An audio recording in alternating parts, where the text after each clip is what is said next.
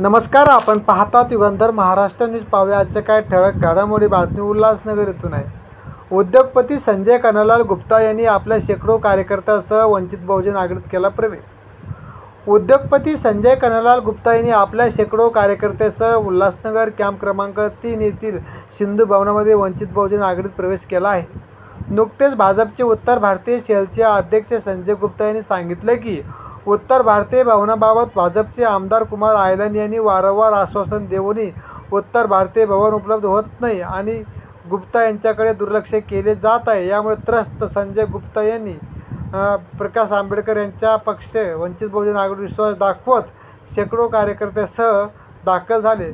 तर कलानी आणि आयलन यांच्यातील भांडणामुळे शहराचा विकास होऊ शकला नसल्याचा आरोप त्यांनी केला.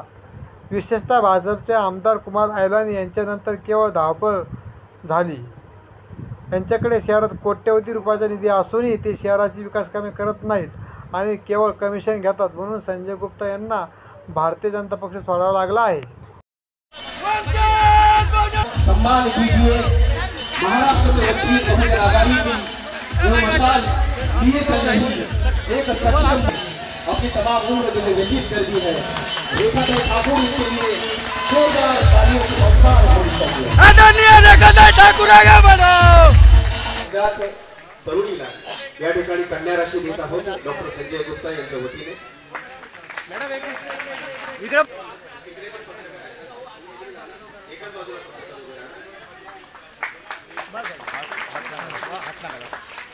भावना मित्रा कन्या राशी देत आहे. त्यानंतर संगीता विश्वकर्मा मुलांसाठी आपल्या सभी खातून बच्चे को संभालिए. यानंतर सम्यक विद्यार्थी आंदोलनाचे महाराष्ट्राचे प्रवक्ते रुपेश डुबळे यांच्या रेखा उबाळे यांचं स्वागत करण्यासाठी मी प्रफुल्ल भालेराव यांना विनंती करतो की आपण त्यांचे या ठिकाणी जोरदार स्वागत करावं. हिंदी बांधवांना समजला, कारण आज या उल्हासनगर दिसताय दोन समाजात जे राजकारणी तेढ त्या दोन्ही समाजातील आज. म्हणून मी आता हिंदीतून बोलणार. आकर्षण बिंदु संजय जी गुप्ता यहाँ पर मौजूद है.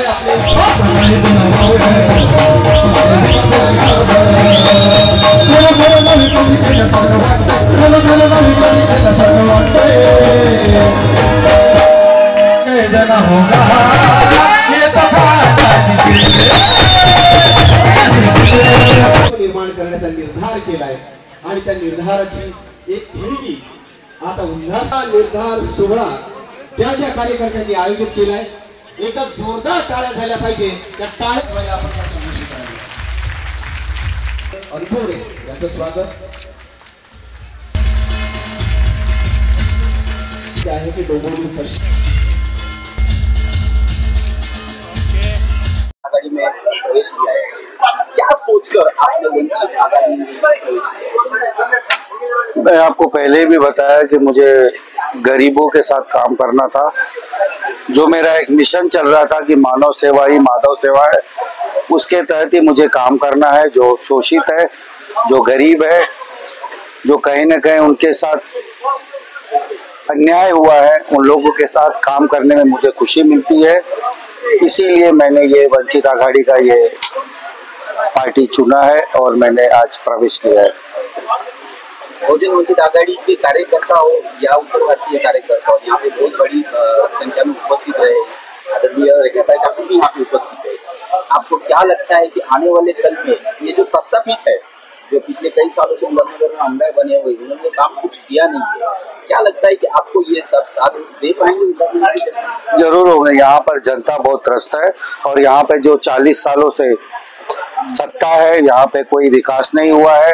उल्लासनगर की जनता समझ चुकी है कि अगर इन लोगों को वापस सत्ता में लाएंगे तो वापस से वही काम होगा जो पिछले 40 साल से हुआ है. विकास रुका हुआ है. यहाँ पर पूरा रिश्वतखोरी है. यहाँ पे आमदार जो काम कर रहे हैं कहीं न कहीं कमीशनखोरी है. उन सबको खत्म करने के लिए जनता के पास एक ही पर्याय है कि वो परिवर्तन करेगी. आज जो प्रवेश झालेला आहे काय सांगाल? काही नाही, अनेक ठिकाणी अशा पद्धतीने वेगवेगळ्या प्रस्थापित पक्षामधले कार्यकर्ते पदाधिकारी वंचित बहुजन आघाडीकडे येत आहेत. महाराष्ट्राच्या राजकारणामध्ये वंचित बहुजन आघाडी हा एक सक्षम पर्याय म्हणून सर्व पक्षांच्या कार्यकर्त्यांना वाटत आहे. उत्तर भारतामध्ये भाजपामध्ये चांगली पकड होती आणि आज ते वंचित मध्ये आलेले आहेत, कशा प्रकारे सांभाळून घेईल? कसं आहे की उत्तर भारतीय हा रोजगाराच्या शोधामध्ये महाराष्ट्रामध्ये मोठ्या प्रमाणावरती आलेला आणि महाराष्ट्राच्या एकूण उद्योगधंद्यामध्ये आणि सेवांमध्ये उत्तर भारतीयाचं खूप मोठ्या प्रमाणावरती योगदान आहे. आणि या उत्तर भारतीयाला एका पक्षपाताला भेदभावाला देखील तोंड द्यावं लागतं, म्हणून त्यांचे काही विशिष्ट प्रश्न देखील आहेत. मी असं मानते की उत्तर भारतीय जो या ठिकाणी आला, जो आपलं गाव सोडून या ठिकाणी उद्योगधंद्यासाठी ज्याला यावं लागतं, तो या ठिकाणचा वंचित आहे आणि महाराष्ट्रातल्या वंचिताच्या बरोबर त्याचं नातं बंधुभावाचं राहील. त्याच्याबरोबर न्याय करण्याचा, त्याला देखील या संपूर्ण चळवळीमध्ये त्यांचे जे काही हक्क आहेत ते मिळवून देण्याचा प्रयत्न वंचित बहुजन आघाडी करेल.